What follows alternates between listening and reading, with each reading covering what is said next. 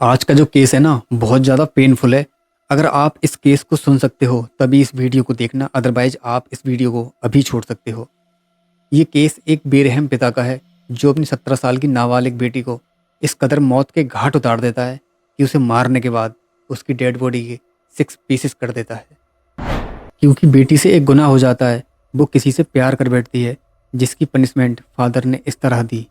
इस केस ने सभी के मन में डर पैदा कर दिया है। एंड में इसलिए इस केस को आप सभी के सामने लेकर आया हूँ ताकि आप सब ऐसे केसेस से हमेशा अवेयर रहें। आप सभी से मेरी एक हम्बल रिक्वेस्ट है कि मैं आप सभी के लिए इतनी मेहनत से रियल क्राइम स्टोरीज लेकर आता रहता हूँ और आप वीडियो वॉच करने के बाद वीडियो को ऐसे ही छोड़ देते हो। ना तो चैनल सब्सक्राइब करते हो, ना ही वीडियो को लाइक करते हो। आप देख रहे हो सामने ग्राफ आ रहा होगा एक, उसमें अनसब्सक्राइब लोग ज़्यादा हैं वीडियो को वॉच करने वाले, और वो सब्सक्राइब करके भी नहीं जाते हैं। आप समझ सकते हो कि एक वीडियो जो आप देख रहे हो उसके बनाने के पीछे मेरी कितनी मेहनत लगती होगी। तो इसलिए मेरा भी इतना हक है ना कि मैं आपसे एक लाइक तो मांग सकता हूँ ना। Welcome back to in this crime show. I am mister Vivek Bharadwaj. Let's discuss the case of honour killing.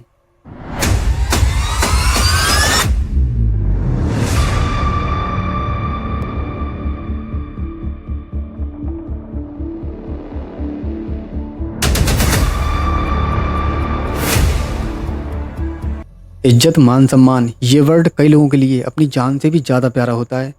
अगर कभी भी अगर बात उनकी जान पर भी आ जाए ना, तब भी वो सबसे पहले इज्जत को चुनते हैं। यहाँ तक कि अपने जान के साथ साथ अपनों की जान से भी ज़्यादा उन लोगों के लिए इज्जत प्यारी होती है। और इस चीज़ में आग में घी डालने का काम लोग क्या कहेंगे ये शब्द करता है। लोग क्या कहेंगे ये सिर्फ एक वर्ड नहीं बल्कि ये हमारी लाइफ का एक बहुत बड़ा हिस्सा है। और अगर इस पर ध्यान न दिया जाए तो ये हमारी लाइफ पर इतनी बुरी तरह से इम्पैक्ट डाल सकता है। आज आपको ये पता चलेगा, क्योंकि आज मैं जिस केस को लेकर आया हूँ वो केस सिर्फ इसी वर्ड के ऊपर है कि लोग क्या कहेंगे। 2 सितंबर 2024 की सुबह उत्तर प्रदेश के बहराइच डिस्ट्रिक्ट में नईम खान नाम का व्यक्ति मार्केट से अपने घर जा रहा था।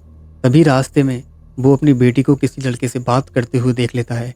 और ये सब देखने के बाद वो गुस्से में आकर आग बबूला हो जाता है, क्योंकि वो लड़का वही था जिससे नईम खान ने अपनी बेटी को मिलने के लिए मना किया था, उससे बात करने के लिए मना किया था और बोला था कि तुम इस लड़के से दूर ही रहना, क्योंकि वो लड़का किसी अदर कास्ट से था।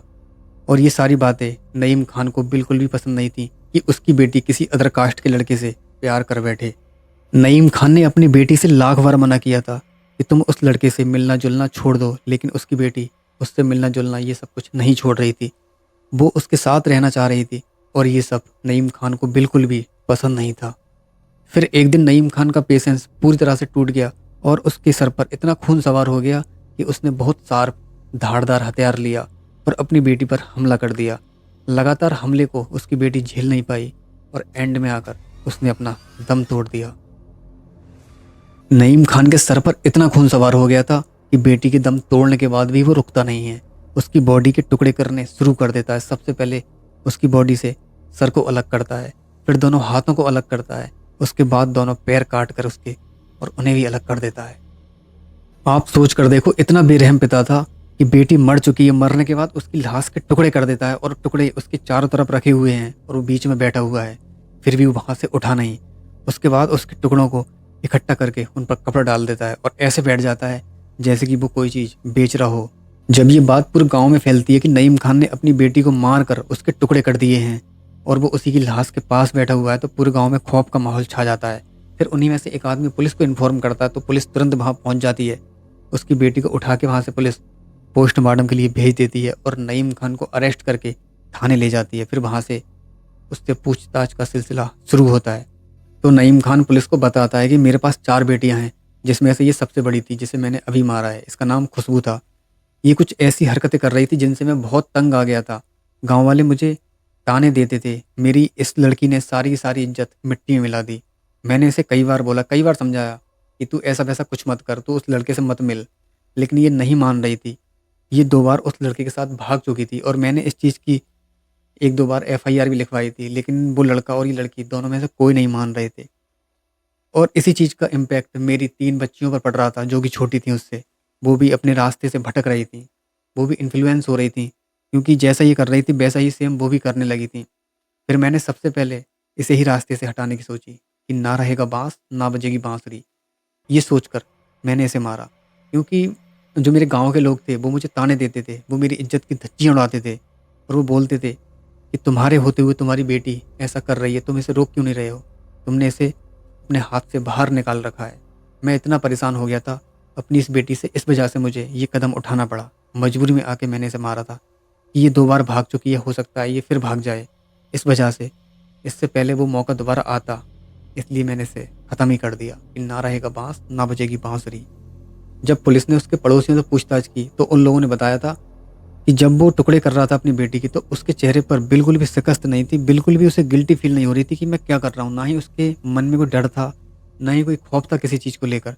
वो ऐसे कर रहा था जैसे कि उसकी ज़िंदगी का सबसे बड़ा मकसद पूरा हो गया हो और वो अपनी बेटी के साथ इस तरह से करते-करते हँसी-खुशी, मतलब नॉर्मली होकर ये सब कुछ कर रहा था। उसके सर पर गुस्सा इसलिए सवार था कि मुझे मारना है बस, और वो मारने के बाद शांत हो गया और आराम से नॉर्मली होकर उसकी लाश के पास बैठा रहा।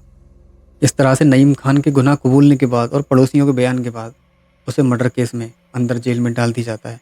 दोस्तों, इस केस को लेकर मैं आपसे एक क्वेश्चन करना चाहता हूँ, क्या नईम खान ने अपनी बेटी के साथ सही किया था या फिर गलत? इसका आंसर आप कमेंट बॉक्स में ज़रूर देना, मैं वेट करूँगा और उसका रिप्लाई करने की भी कोशिश करूँगा। अगर मैं अपनी बताऊँ तो नईम खान ने अपनी बेटी के साथ बहुत गलत किया था। उसके पास नईम खान के पास और भी रास्ते थे। जब उसकी एज कम थी तो उसकी एज पूरी होने के बाद उसकी शादी कर देता कहीं पर भी। इससे उसकी इज्जत ही बच जाती और जो लड़कियां थी घर में उनके अंदर भी डर पैदा होता कि अगर हमने ऐसा किया तो हमारी शादी कर दी जाएगी और उस बच्ची की जान तो ना जाती और खुद भी जेल ना जाता। ये सारी चीज़ें अगर सब कुछ होता नॉर्मली होकर अपने घर में बैठकर डिस्कस करता तो शायद सॉल्यूशन बहुत अच्छा निकलता। लेकिन सॉल्यूशन क्या निकला? खुद जेल में और बेटी दुनिया से चली गई। ये कोई सॉल्यूशन नहीं है। दोस्तों, आपसे ही बस एक रिक्वेस्ट करना चाहता हूँ कि अगर आप कभी भी किसी भी उलझन में फँस जाओ, तो हमेशा अपने घरवालों की, अपनी अपनी फैमिली की सुनना, उनके साथ बैठकर किसी भी मैटर को लेकर डिस्कस करना। बाहर वालों की बातों पे ध्यान कभी मत देना कि लोग क्या कहेंगे। ये जो वर्ड है ना, लोग क्या कहेंगे, ये ज़िंदगी बर्बाद कर देता है कभी-कभी। हमें इस चीज़ के ऊपर अक्सर काम करना है। इन चीज़ों पर तो बिल्कुल ध्यान नहीं देना है कि लोग बाहर वाले क्या कह रहे हैं। हमें सिर्फ़ क्या करना है, अपने परिवार के साथ बैठकर, अपनी फैमिली के साथ बैठकर उस मैटर पर डिस्कस करना है, उसके बाद कुछ पॉजिटिव रिजल्ट आएगा। क्योंकि अक्सर घर वाले ही होते हैं, अक्सर हमारी फैमिली होती है जो हमारे साथ, जो हमारा भला चाहती है। तो बस आज की वीडियो में इतना ही। कमेंट बॉक्स में अपना आंसर ज़रूर देना जो मैंने आपसे पूछा है। आगे तो अपने भाई विवेक भारद्वाज को मिलता हूँ नेक्स्ट वीडियो में। जय हिंद, जय भारत, वंदे मातरम।